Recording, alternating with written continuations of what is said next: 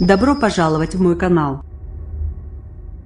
Cet homme de 38 ans à l'allure juvénile et aux cheveux plaqués sur le côté porte le même nom que son adversaire, le conservateur Fabricio Alvarado, et tout comme lui, il est un ancien journaliste qui aime chanter.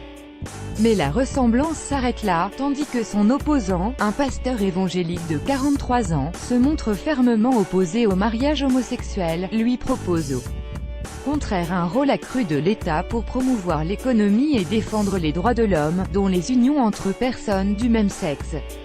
À la différence de Fabricio, vedette de la musique chrétienne, le candidat du parti Action Citoyenne, PAC, la formation au pouvoir, préfère le rock et n'a pas hésité à jouer de la guitare durant la campagne électorale.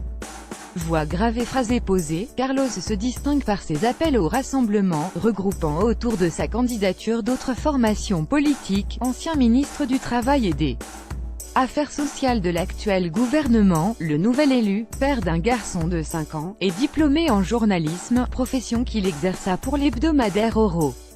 Rock progressif, c'est durant ses études universitaires qu'il a développé son goût pour la musique. En intégrant un groupe de rock progressif, Dramatica, il a décidé d'abandonner le journalisme après avoir interviewé dans un quartier pauvre une femme dont le fils, qui avait des problèmes psychologiques, venait d'être tué, a-t-il raconté à la chaîne Teletica. Je me souviens avoir vu pleurer cette femme avec tellement d'impuissance et j'étais en train de capter ce moment d'injustice.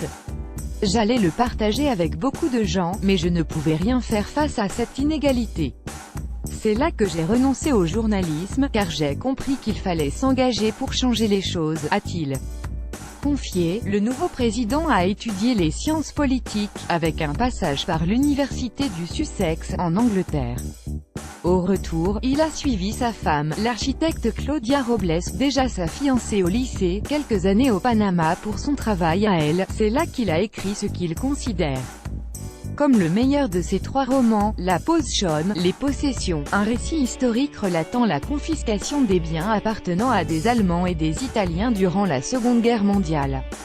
Après cette parenthèse au Panama, Carlos Alvarado est ensuite revenu au Costa Rica en 2014 pour participer à la campagne électorale de l'actuel président Luis Guillermo Solís, en tant que responsable de la communication.